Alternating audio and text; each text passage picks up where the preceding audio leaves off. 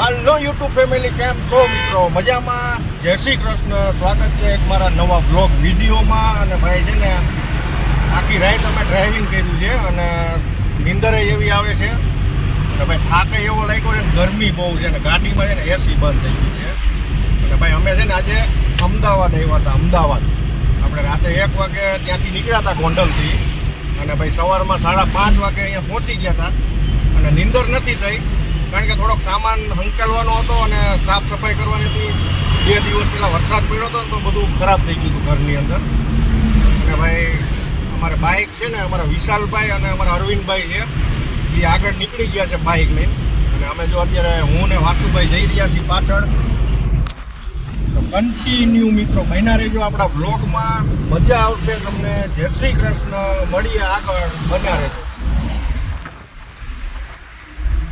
મિત્રો. અત્યારે છે ને ભાઈ 2:30 વાગી ગયા છે બપોરના. અને ભાઈ નાસ્તો સવારમાં કર્યો હતો, પછી છે ને ગરમીનું કંઈ ભાવે એવું નથી. તો હવે છે ને વાસુભાઈને સમોસા ખાવા છે, બટાકાના. હવે જોઈએ આગળ ક્યાંય સમોસા મળી જાય તો બાપો દીકરો બબે ઠપકારી દઈ. પેટ પૂજા તો થોડા ઘણી કરવી પડશે કારણ કે સાંજ થશે મોડી. આપણે પહોંચશું લગભગ 8 વાગી જશે. તો જોઈએ આગળ ક્યાંય હોટલ હોય ને સમોસા મળી જાય તો ઠપકારી દઈ.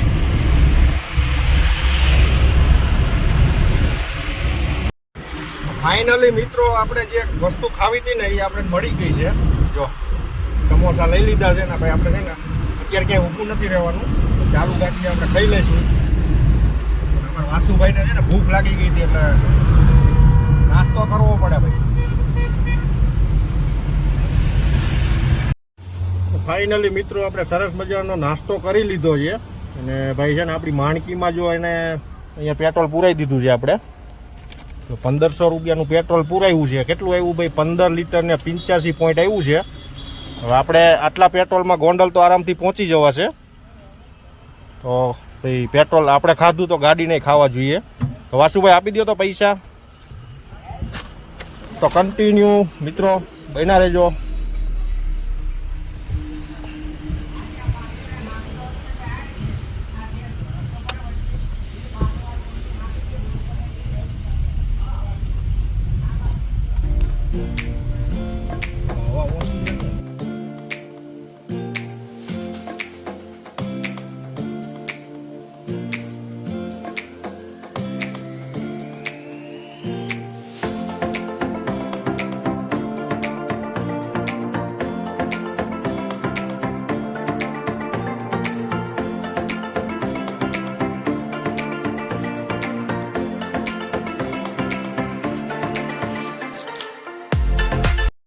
મિત્રો અત્યારે આપણે ધંધુકા પહોંચી ગયા છીએ.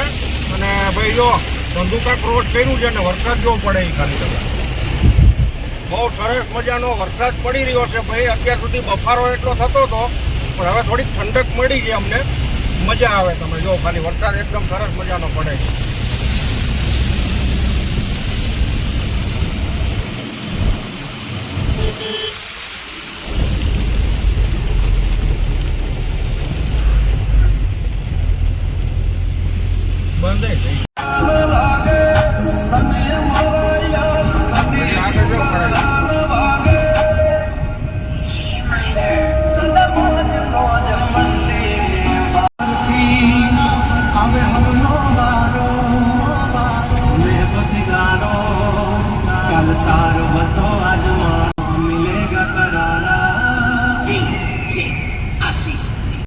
મિત્રો અહીંયા છે ને ભાઈ વાવાઝોડા સાથે વરસાદ પડી રહ્યો છે. અને આપણે છે ને અહીંયા એક હોટલ છે દ્વારકાધીશ. તો ભાઈ આપણે અહીંયા ઊભા રહી ગયા છીએ. એનું કારણ છે કે આગળ છે ને પવન બહુ છે ને વરસાદ બહુ પડી રહ્યો છે. એટલે ભાઈ કંઈક ઝાડ બાડ પડે યાર ગાડી ઉપર, મજા ના આવે. કંઈક નુકસાન થાય માણસને, ગાડીને. આપણે થોડીક વાર ઊભા રહી જઈશું. અને આમ વાદળ નથી તો એ જબરજસ્ત વરસાદ પડી રહ્યો છે અને પવન પણ બહુ છે. જો આ ઝાડ જો આ બાજુ ઉડે, કેટલો પવન છે. બીક લાગે ભાઈ હો.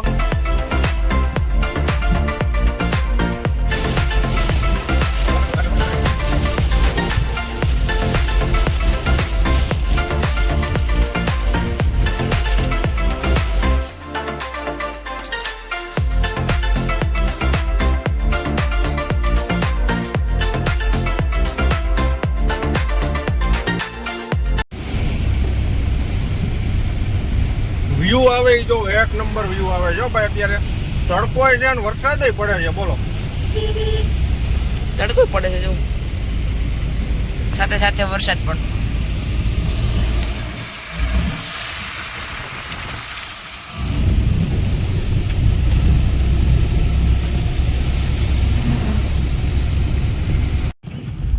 મિત્રો આપણે પહોંચી ગયા છીએ અત્યારે પાળિયાદ ગામ. અને ભાઈ છે ને આગળ ધંધુકામાં ને બાજુ વરસાદ પડતો હતો જબરજસ્ત. અને અહીંયા જો ખાલી તાપમાન જ છે, તડકો છે, પવન નથી, વરસાદ નથી. અને અહીંયા ભાઈ જો આ પાળિયાદ અમારું ક્રોસ થઈ ગયા છે અમારે. અને ભાઈ હજી અમારે ગોંડલ અહીંથી 95 કિલોમીટર છે, રાજકોટ 55 ને જસદણ 48 કિલોમીટર છે. તો ભાઈ હજી કમસે કમ અમારે 1.5 કલાક લાગશે રસ્તામાં. તો મિત્રો કન્ટિન્યુ બન્યા રહેજો આપણા વ્લોગમાં. જય શ્રી કૃષ્ણ.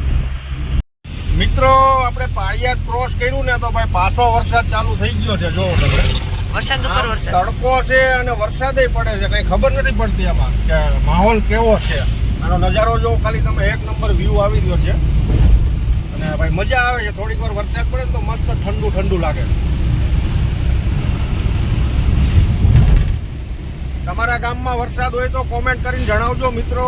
અને કેજો કયું ગામ છે તમારું. અમારા પાળિયાદ બાજુ વરસાદ પડી રહ્યો છે. અને તમારા ગામમાં કયું ગામથી તમે અમને નિહાળી રહ્યા છો, જોઈ રહ્યા છો તો કોમેન્ટમાં જણાવજો અમને.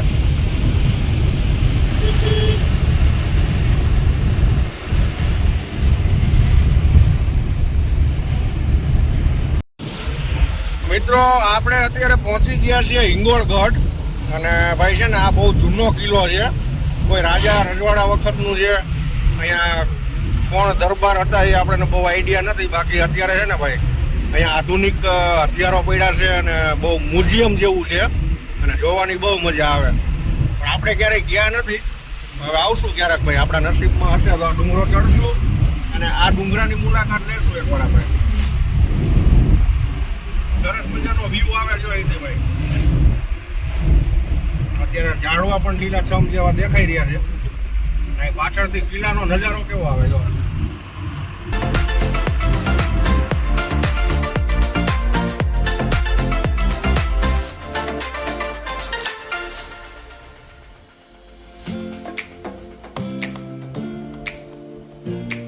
આપણે જો અત્યારે આવી ગયા છીએ જસદણ. અને આ ભાઈ જસદણ બાયપાસ રોડ છે. અને આ જસદણનું માર્કેટ યાર્ડ છે. અને આપણે છે ને ભાઈ અત્યારે તાપમાન બહુ છે ને તો થોડોક શેરડીનો રસ પી લઈશું. આ ભાઈનો જો શીશોડો ચાલુ છે અહીંયા. તાજો તાજો રસ આપશે આપણે. ગરમીમાં છે ને મજા આવે રસ પીવાની. બરોબર ને? બરોબર બરોબર. એક એક ગ્લાસ પી નાખીએ ભાઈ એટલે ઠંડા થઈ જઈએ આપણે. તો ફાઇનલી મિત્રો જો આપણો ઠંડો રસ આવી ગયો છે સરસ મજાનો. અને લોટો આપ્યો જો આ ભાઈ. હો ભાઈ લોટાની સિસ્ટમ છે અહીંયા.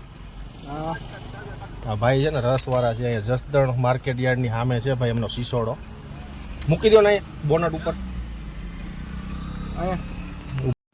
અંદરથી આખું ફરે તો છે સરસ એટલે શું એમ કેવું છું એમ. વાસુ ચાલુ કરી તો ગાડી ગેરમાં નથી નહીં.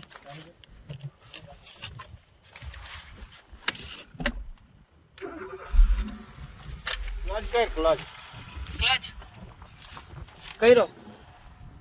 એના ગેરમાં નાખીને ધીમેથી ક્લચ ધીમે જ હા એકદમ જરીક જ છોડી. હા ના એમ કઈ નથી. એક મરે હાલો ફેરું હાલો રેડી હાલ.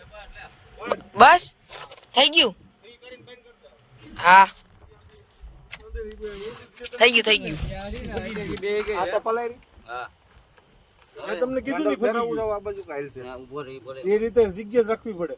જે ચડાવો ઉભો રહે. હવે આમાં હોલ છે, આમાં હોલ આ છે બે હોલ છે. આ તો એમાં હોલ માંથી વચ્ચે એક મોટો હોલ છે.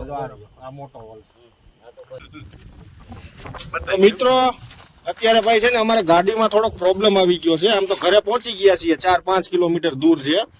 પણ આજે ને ભાઈ લોરમ તૂટી ગયું છે અહીંથી ચાલુ ગાડીમાં. ભાઈ નસીબ એટલા સારા હતા કે હાઈવે ઉપર કશું થયું નથી. આપણે અહીંયા આવતા પ્રોબ્લેમ થયો છે એટલે નસીબ બહુ સારા છે ભાઈ. નગર હાઈવે ઉપર જો આ તૂટી ગયું ને તો મરી જાય. મનીષ નથી એવી મારા હાથમાં. પાછી લડી આ મંદિર ઓલો હરિયો નળ છે ને એને કેમ આવો એકય નો રોડ કયો આ સ્ટીયરિંગ ના ના આપણે એટલું કોઈ ક્યાં રોડ કઈ નો નળ આવડો આવો આ હું નળ સારું છે કઈ દીધી થઈ ગયું હવે છે ને મિત્રો આપણી ગાડી અહીંયા બગડી ગઈ હતી, એમાં ટાયરનું ઓલું આવે કંઈક નીકળી ગયું હતું અને મનીષ મામાએ અને મારા પપ્પાએ ઓલા બીજા કોઈક માપાના ભાઈબંધ હતા એમને હાજુ કર્યું પણ ના થયું, હરકું ના થયું. અમે થોડીક ગાડી ચલાવી તો પાછું નીકળી ગયું. તો કંઈક મેકેનિક આવે છે, કંઈક ટ્રેક્ટર બેક્ટરમાં ચડાવીને ઉપરથી લઈ જશું અમે. વિડીયો મિત્રો જોતા રહીજો અમારો વિડીયો. જય શ્રી કૃષ્ણ. તો મિત્રો અત્યારે વાગ્યા છે સવારના 5:30. તો મિત્રો રાતે અમે ગાડી લઈ અહીંયા હતી ગાડી અને એમાં 12 વાગી ગયા હતા. કેમ કે અહીંયા ગાડીમાં છે ને ચાલી એમ નથી અને પાછળ જે લઈ જાય તો ટાયર નીકળી જાય એમ હતું. અને ટ્રેક્ટર બોલાવ્યું, ટ્રેક્ટરમાં બહુ વાર લાગી, એની ઉપર ચડાવી સામાન બધો લાવી ઇકોમાં. આ ઇકો પડી જવું, આ ઇકોમાં બધો સામાન પહેલાં ઘરે મુકાવડાયો, પછી ગાડી ગેરેજ ઉપર મૂકી એટલે એમાં પેલી બધી વાર લાગી. તો ભાઈ હાઈવે પર એવું ના થયું તો ભાઈ મળતા બચ્યા ભાઈ અમે. તો મિત્રો બ્લોગ અહીં એન્ડ કરીએ. તમને મારો બ્લોગ સારો લાગ્યો હોય તો લાઈક શેર સબસ્ક્રાઈબ જરૂર કરી દેજો. બાય બાય, મળી નવા બ્લોગમાં. જય શ્રી કૃષ્ણ.